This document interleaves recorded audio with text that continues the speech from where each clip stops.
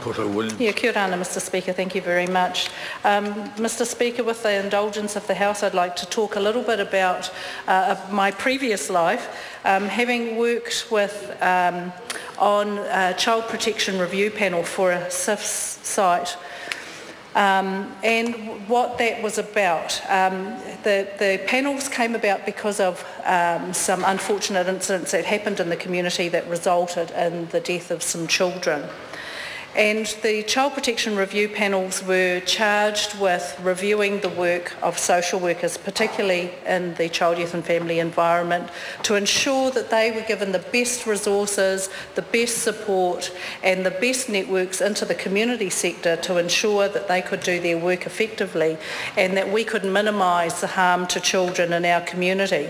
And why I raise it, Mr Speaker, is that referring to my colleague Pini Henare, when he talked about Pōai Te Atatu, that was a program that really first started the discussion in the social service arena around whānau caring for their tamariki when the parents were unable to do so. I believe that's right, isn't it, Pini, Mr Henare, that is where the genesis of a lot of the work that we're now engaged in whānau ora had its original genesis, that the idea was that family should be able and should be encouraged to care for their own when circumstances made it difficult for parents to take that role through whatever mechanism. And it was a really important step forward because it made us recognise that there were a whole lot of components to caring for children that were more than just providing a safe home or a warm bed or food. It was about attending to that child's emotional needs and its cultural needs and ensuring that they had connections to their family, their history and their past. So I must commend the work that started with Pōai Te Atatu and has continued to evolve into different programs, because really most of the children that come to note with child, youth and family, Mr Speaker, when they get to the process where they may be uplifted or there is some real difficulty, the family get involved at a very significant time. The family may be encouraged to find options to support that particular child. It may be that an aunt may provide some kind of respite or provide oversight into the family. And why that's important to mention, Mr Speaker, is that this bill that Tracy Martin is bringing to the House, it has got wide support, actually speaks to the heart of caring for children, that we place a lot of responsibility on our families, as we should, to support parents to parent well, grandparents to take control when parents are unable to, or aunts and uncles. And this actually speaks about the equity of that. Yes, it's right and true that families should take care of their own, but not at the expense of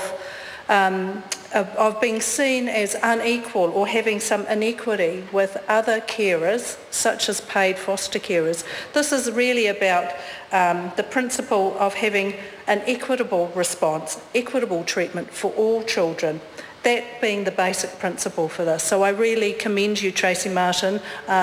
It's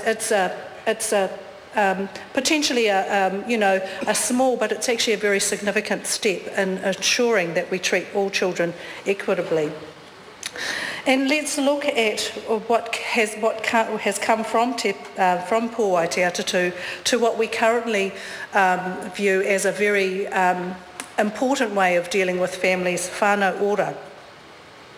You know, the basis of whānau ora is about families caring for their own, but it's also about families finding solutions that are fit for themselves and having the resources to do that. And sometimes, sir, that includes having the funding resources to support whānau to care for their own, because sometimes our families are not the best place. We have had some issues in our families.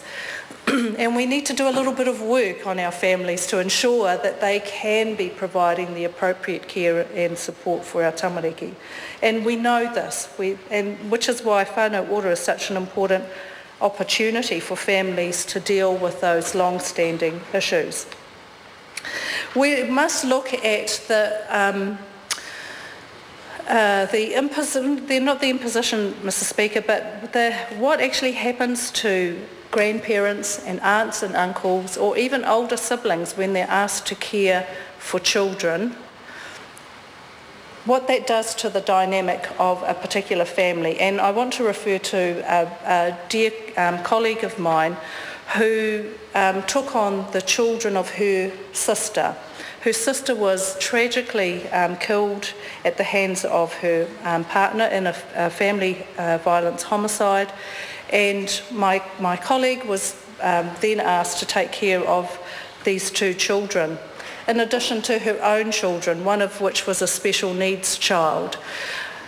Very tragic circumstances, Mr. Speaker, but she was given very limited resources, didn't really know where to go for support, had cast around various agencies looking for support. In circumstances like that, should not the state be at the front of that queue, not at the back of that queue? They should be right there saying to people like my colleague, we will help you every step of the way. We won't wait till 2018 to put this bill through. We're going to put it through as soon as it's received its assent. So, Mr. Speaker, I want to challenge the government. They are obviously very supportive of what Tracy Martin's bill is attempting to do.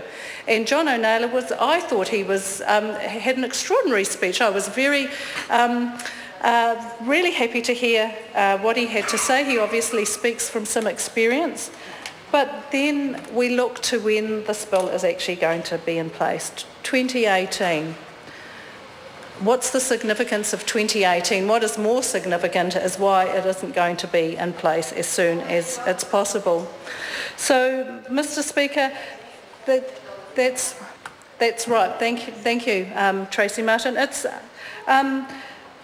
bill has got a couple of clauses in it that are important, but really it's the sentiment that sits behind this bill that's most important, Mr. Speaker, and it's around ensuring that our kids are treated equally. That the basis is that regardless of your circumstances, the tragic nature in which some of these children come into our notice, Mr. Speaker, shouldn't actually disadvantage them at all. We shouldn't have any more children who have to go to school competing with Penny's son for his state loaf.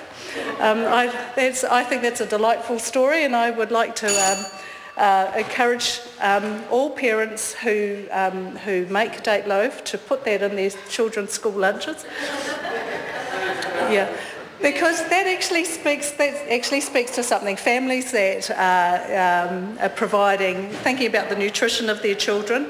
Now that's another issue we could talk about, but this is not the place for that, Mr. Speaker. But I do want to say that this is a great bill. It will do a great thing. I encourage the government to look at bringing the date forward, for bringing this bill into play. And thank you very much for your indulgence, Mr. Speaker.